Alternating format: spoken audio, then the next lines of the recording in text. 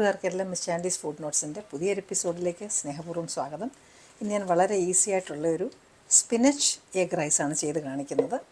ചോറ് നമ്മൾ ഫ്രിഡ്ജിനകത്ത് വെച്ച തണുത്ത റൈസാണ് ഇത് ചെയ്യാനായിട്ട് വേണ്ടത്. ഞാൻ ആദ്യമേ ബേബി സ്പിനച്ച് നന്നായിട്ട് കഴുകി അതിലേക്ക് ഇട്ടു. ഇനി അതിൻ്റെ കൂടെ നമുക്ക് വെളുത്തുള്ളി, പിന്നെ ഇത് കണ്ടോ പച്ചക്കുരുമുളക്.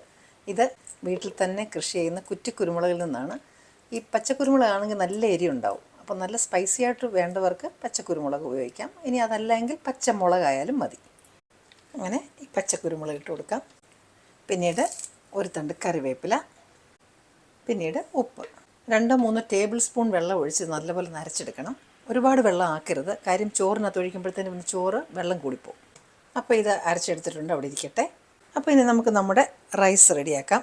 വീട്ടിലുണ്ടാക്കുന്ന ഭക്ഷണമാണ് ഏറ്റവും ആരോഗ്യം. അതുകൊണ്ട് വീട്ടിൽ തന്നെ ഭക്ഷണം ഉണ്ടാക്കുക. Home food is the best food, so cook at home. Base കട്ടിയുള്ളൊരു പാത്രം. ഇതിപ്പോൾ ഞാൻ ചൈനീസ് വോക്കാണ് വെച്ചിരിക്കുന്നത്. എന്നിട്ട് നമുക്ക് ബട്ടർ ഇടാം അതിലേക്ക്. ബട്ടർ ഒന്ന് ഉരുകി വരുമ്പോഴത്തേനും നമുക്ക് സവാള അരിഞ്ഞിടാം. ഒന്ന് ഹാഫ് അത് വിൽറ്റ് ആകുമ്പോൾ നമുക്ക് അല്പം ഉപ്പൂടി ഇട്ട് കൊടുക്കണം. ഇതൊന്നുകൂടെ ഒന്ന് മൂക്കട്ടെ. നിങ്ങൾ ചാനൽ ആദ്യമായിട്ടാണ് കാണുന്നതെങ്കിൽ സബ്സ്ക്രൈബ് ബട്ടൺ ഇപ്പോൾ ഒന്ന് പ്രസ് ചെയ്യാനും, അതുപോലെ തന്നെ അപ്പോൾ വരുന്ന ബെല്ലൈക്കണും പ്രസ് ചെയ്ത് ഓൾ എന്നുള്ള ഓപ്ഷൻ കൂടെ സെലക്ട് ചെയ്താൽ ഞാനിടുന്ന എല്ലാ വീഡിയോസിൻ്റെ നോട്ടിഫിക്കേഷൻസ് നിങ്ങൾക്ക് കിട്ടും. ഇൻഗ്രീഡിയൻസ് എല്ലാം ഞാൻ വീഡിയോയുടെ ഒടുവിലും അതുപോലെ തന്നെ ഡിസ്ക്രിപ്ഷൻ ബോക്സിലും നിങ്ങൾക്കായിട്ട് തന്നേക്കാം. ഇപ്പോൾ അത് ആവശ്യത്തിന് മൂത്തിട്ടുണ്ട്. ഇനി നമുക്ക് ഇതിനകത്തേക്ക് നമ്മൾ അരച്ച് വെച്ചിരിക്കുന്ന സ്പിനച്ചും അതൊഴിച്ചു കൊടുക്കാം.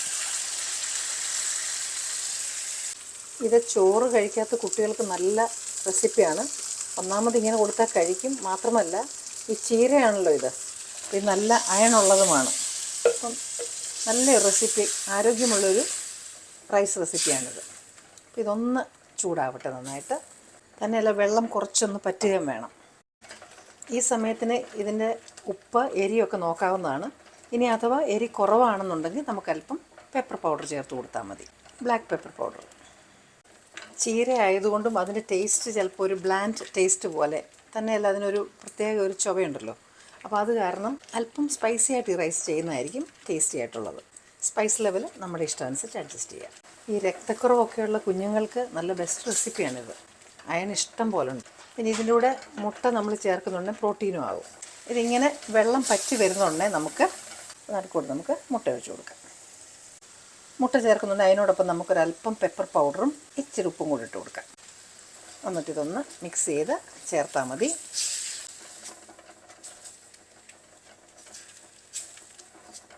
എന്നിട്ട് ഇതിൽ മുഴുവൻ വെള്ളം പറ്റരുത്. അതിന് മുമ്പ് നമുക്ക് റൈസ് ചേർക്കണം. അപ്പോൾ മുട്ട കുറച്ചുകൂടെ ഒന്ന് വേകട്ടെ. ഇതിപ്പോൾ വെള്ളം ഒരുവിധം പറ്റി വരുന്നുണ്ട്. അപ്പോൾ നമുക്കിനി ഇതിനകത്തേക്ക് നമ്മൾ ഫ്രിഡ്ജിൽ വെച്ചിരുന്ന റൈസ് ഇടുന്നതാണ് നല്ലത്. അതല്ല എങ്കിൽ ഒട്ടിപ്പിടിച്ചു പോകും. അതുപോലെ തന്നെ റൈസ് വേവിക്കുമ്പം അത് ഫുള്ള് വേവിക്കരുത്. ഇതിങ്ങനെ സെപ്പറേറ്റായിട്ട് കിടക്കണം. ഇനി തീ കുറച്ചതിന് ശേഷം നമുക്കിതൊന്ന് ഇളക്കി യോജിപ്പിക്കാം. നന്നായിട്ട് മിക്സ് ചെയ്തതിന് ശേഷം നമുക്ക് തീ ഒന്നുകൂടെ കൂട്ടി വെച്ച് കൊടുക്കാം. പെട്ടെന്ന് അങ്ങ് ഡ്രൈ ആകാനായിട്ടാണ്. ഇനി അപ്പോൾ നമ്മുടെ ഈ റൈസ് റെഡിയാണ്. ഇതിൻ്റെ കൂടെ ഏത് നോൺ വെജിൻ്റെ കൂടെ കഴിക്കാം. ഇനി ഒരു റെസിപ്പിയും ഒരു സൈഡ് ഡിഷും ഇല്ലാതെ കൂടത്തിൽ കഴിക്കാൻ പറ്റും നല്ല ആരോഗ്യമുള്ള റെസിപ്പിയാണിത്. ട്രൈ ചെയ്ത് നോക്കണം. ഈ റെസിപ്പി നിങ്ങൾക്ക് ഇഷ്ടപ്പെട്ടു എന്ന് വിചാരിക്കുന്നു. യൂസ്ഫുള്ളാണ് എങ്കിൽ മറ്റുള്ളവർക്ക് കൂടി ഷെയർ ചെയ്ത് കൊടുക്കുക. ഇനി നിങ്ങൾക്ക് ഇഷ്ടപ്പെടുന്ന മറ്റു നല്ലൊരു റെസിപ്പിയുമായി വീണ്ടും ഞാൻ എത്തും. Till then I M signing off and stay safe.